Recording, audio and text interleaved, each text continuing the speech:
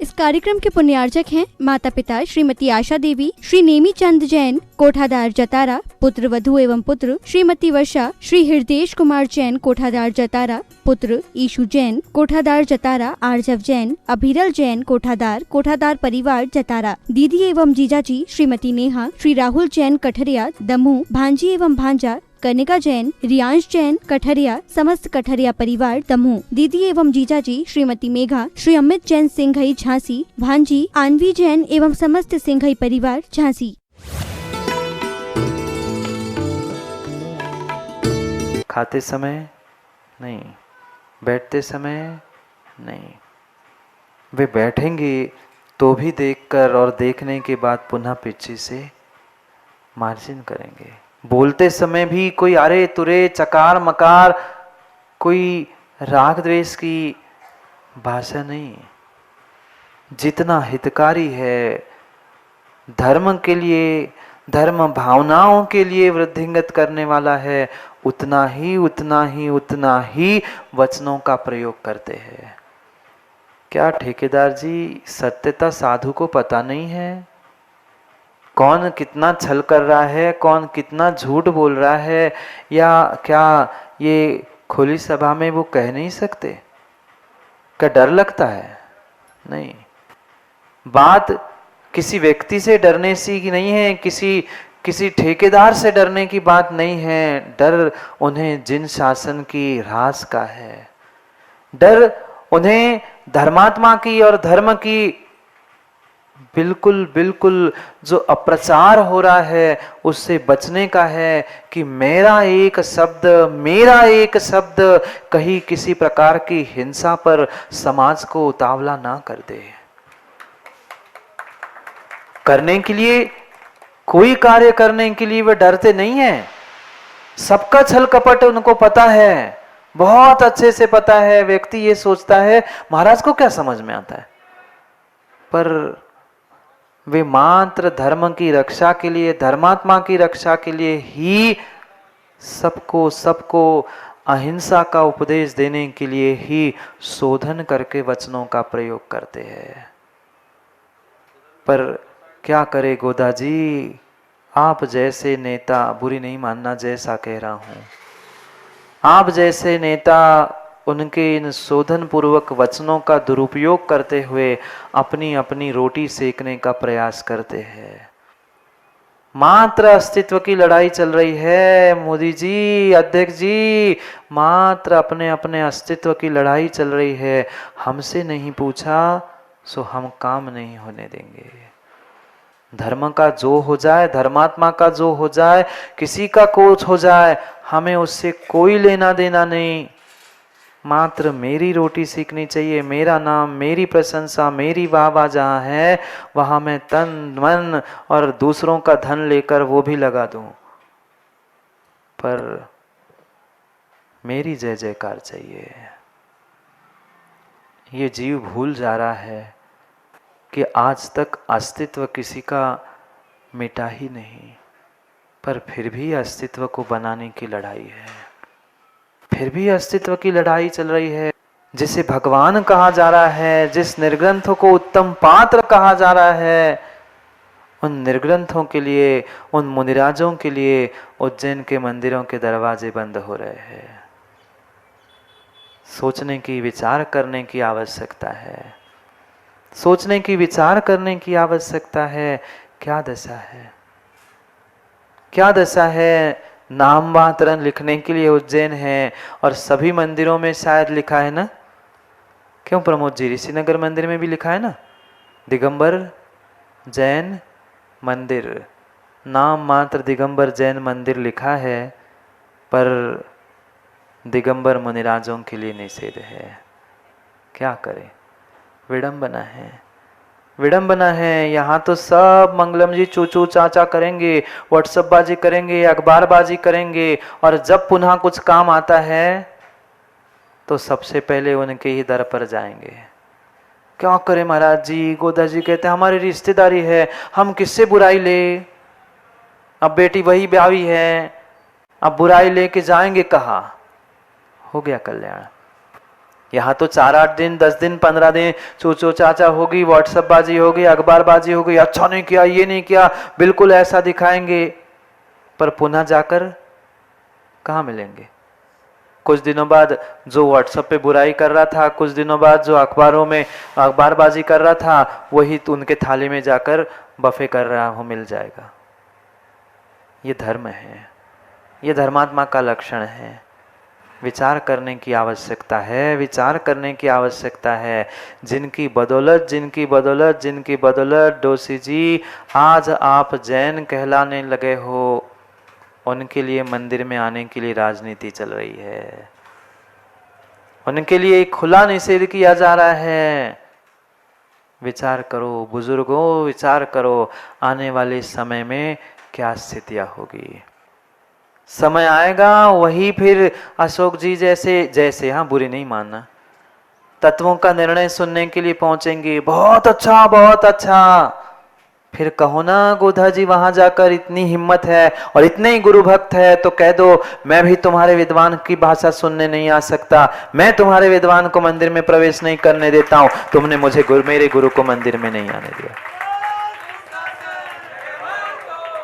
यहाँ बस जयकारा लगाओ, तालियां बजवाओ, बस यही तक सीमित हो। जब करने का समय आएगा ना तो एक बार महिला आगे आ सकती है, पर बिना चूड़ी वाले पुरुष आगे नहीं आ सकते।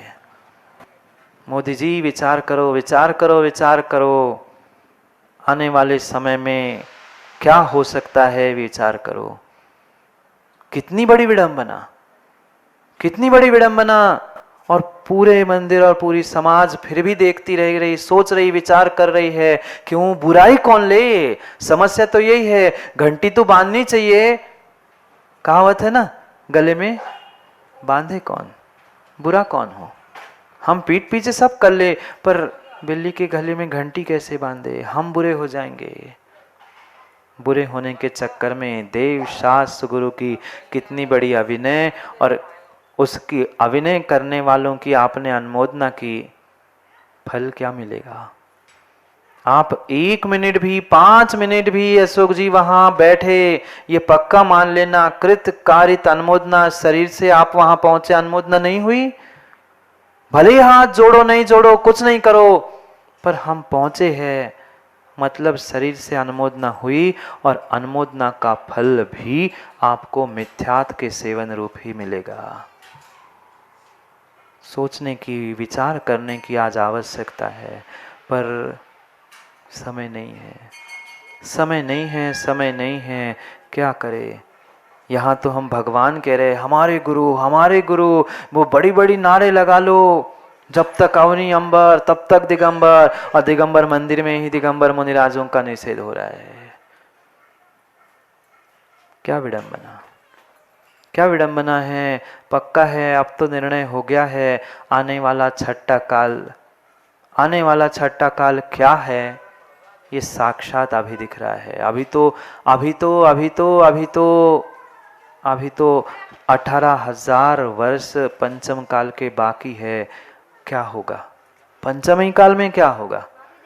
छठे काल की छोड़ दो, पंचम काल में ही अभी 2, 2.5, 3 हजार वर्ष पूर्ण नहीं हुए, तो ये स्थिति है। आने वाले समय में क्या होगा, क्या होगा। यहाँ तो सब सुनेंगे, पर कहाँ जाएंगे।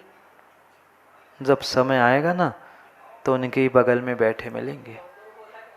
पक्का है, पक्का है, ऐसा ही है। कितना ही अभी कुछ भी सोचे और महाराज कुछ भी कहे, महाराज को तो बहुत सारे लोग तो ऐसे कहते, संत दादा कहते महाराज को तो चले ही जाना है, हमें रहना है महाराज उज्जैन में। नहीं, बता रहा हूं, ये विचारणीय बात है, विचारणीय बात है, विचारणीय बात है कि सहयोग सबका, सबने सब किया, और जब व्यवस्था का नाम आया तो कह रहे हमारी व्यवस्था अलग है, तुम्हारी परंपरा अलग है। सोचो, विचार करो, सोचो, विचार करो। यहाँ कुंद कुंद भगवान निर्ग्रंथों को भगवान कह रहे हैं, उत्तम पात कह रहे हैं, समझा रहे हैं, जो शोधन करके चलता है, शोधन करके बोलता है, शोधन करके आहार ग्रहण करता है, उस शोधन करने वाले आगम के अनुरूप चर्या करने वाले उस साधु को जिन शासन में भगवान कहा, धन्य है उनकी चर्या, धन्य है उनकी चर्या। कई बार माँ भजनों में पढ़ा होगा, सुना होगा और कई बार गुनगुनाया होगा, परम दिगंबर मुनिवर देखे, नहीं सुना? परम दिगंबर मुनिवर देखे, हृदय हर्षित होता है।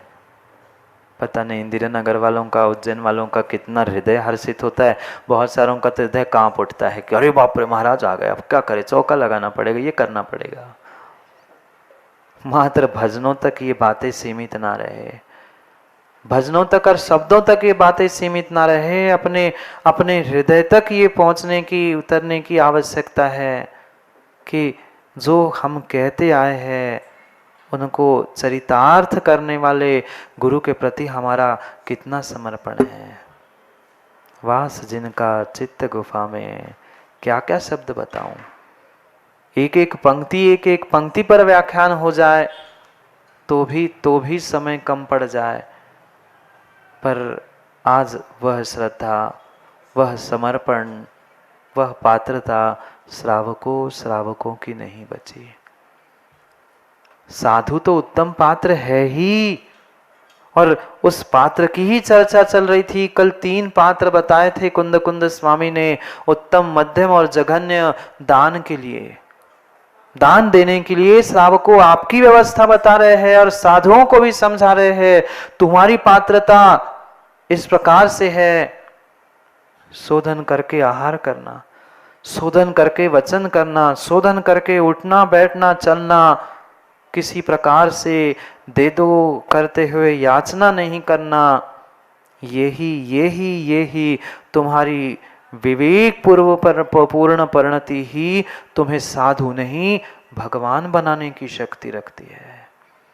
जो तू उपदेश में कह रहा है साधु, सभी के प्रति समता भाव रखना चाहिए, सामायिक करनी चाहिए, ये साधु तो उपदेश दे रहा है, पर हे साधु जितना उपदेश तू दूसरों को दे रहा है, कभी सामायिक में बैठे बैठे अपने आप को भी उपदेश दे देना, क्योंकि चर्चा का उपदेश तो बहुत जल्दी व्यक्ति भूल जाता है, पर चर्या का उपदेश उसे जो आंखों से देखा होता है सदियों तक याद रहता है, बरसों तक, और बरसों नहीं, अगर मंद कसाई हो तो अगले भव में भी उसे वह चर्या का उपदेश याद आता है।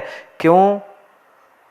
श्रेयांश राजा को किसने उपदेश दिया था आहार देने का?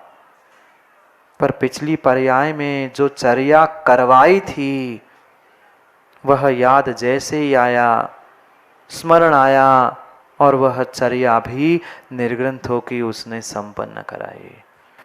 ये ध्यान रखना, चर्चा का उपदेश तो एक कान से सुनकर दूसरे कान से निकल जाता है, पर चर्या का उपदेश आंखों से नीचे बिल्कुल हृदय आत्मा तक उतरते हुए चर्या में आने की संभावना है। इसलिए ये उत्तम पात्र को, मुनियों की अद्भुत दशा को यहां समझा रहे हैं। क्या कह रहे हैं? 115 नंबर की गाथा में हम पढ़ते हैं, आप सुन लेना कितनी अद्भुत बात भगवान कुंद स्वामी कह रहे हैं। ओ समणीह झणादि महागुण जहा दिठा, जे सिमते मुनि नहा, उत्तम पत्ता तहा भणिदा। उत्तम पात्र वह है जो किसी प्रकार से कषाय का उपयोग अपने जीवन में करता ही नहीं। चाहे कोई वसूले से पूरी चमड़ी को छील के रख दे, चाहे घानी में उसे पेल दे, चाहे सिगड़ी रख दे, चाहे सर पे कोई खीला ठोक दे, कोई आग लगा दे, कोई कानों में आकर अभद्र शब्द बोल जाए, कोई दुनिया के सामने भी अपमान करे, झूठ बोल दे, पर वे कभी कभी कभी किसी के दोष, किसी की गलती, किसी दूसरे को नहीं कहते। क्या कहने में समर्थ नहीं थे? इसलिए कहने के लिए तो समर्थ थे, पर धर्म की हंसी ना हो जाए, धर्मात्मा की हंसी ना हो जाए, इसलिए वे चुप रह जाते हैं। यूं ही भगवान और यूं ही उत्तम पात्र नहीं कहा। माँ, घर के बर्तनों में अंतर है कि नहीं? अरे आपको भी भोजन के लिए बुलाया कोचर जी और चांदी की थाली में भोजन कराया, आनंद नहीं आता?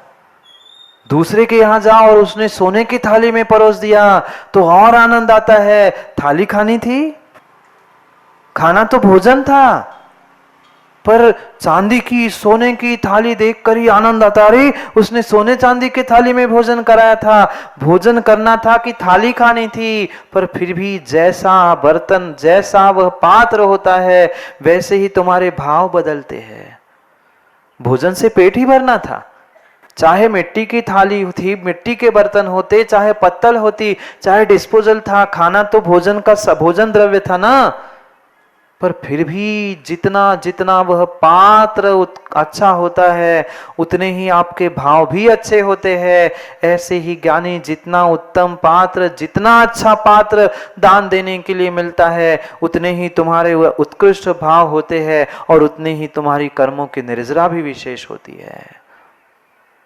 ऐसे महान साधु जो शोधन करके व्यवहार करते, शोधन करते हुए ही चलते हैं, बोलते हैं, किस प्रकार से ओषण उपशम, हर समय उपशम भाव का ही प्रयोग करते हैं, हर समय उपशम भाव में ही जीने का प्रयास करते हैं।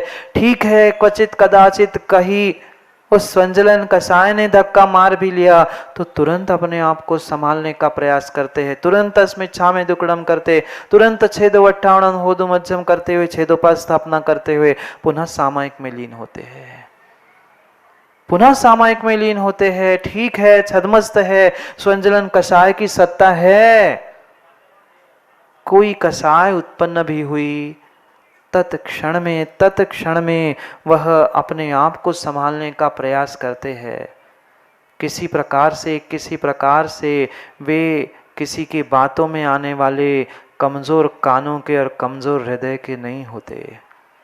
बहुत सारे जीव तो यही सोचते हैं, यही विचार करते हैं। गोदा जी ऐसे ही सोचते होंगे ना। माना कि कुछ हो गया तो गोदा जी ये कहते, महाराज को तो किसी ने शायद फुसला लिया होगा, मेरे बारे में गलत कह दिया होगा। गोदा जी, व्यक्ति अपने परिणति, अपने परिणामों से ही देव शास्त्र गुरु से दूर होता है।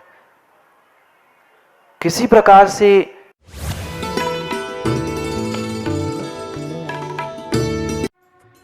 इस कार्यक्रम के पुण्यार्चक थे माता पिता श्रीमती आशा देवी, श्री नेमी चंद जैन, कोठादार जतारा, पुत्र वधु एवं पुत्र श्रीमती वर्षा, श्री हृदेश कुमार जैन, कोठादार जतारा, पुत्र ईशु जैन, कोठादार जतारा, आर्जव जैन, अभिरल जैन, कोठादार परिवार जतारा, दीदी एवं जीजाजी श्रीमती नेहा, श्री राहुल जैन कठरिया, दमू, भांजी एवं भांजा कनिका जैन, रियांश जैन कठरिया, समस्त कठरिया परिवार दमू, दीदी एवं जीजाजी श्रीमती मेघा, श्री अमित जैन सिंघई झांसी, भांजी आनवी जैन एवं समस्त सिंघई परिवार झांसी।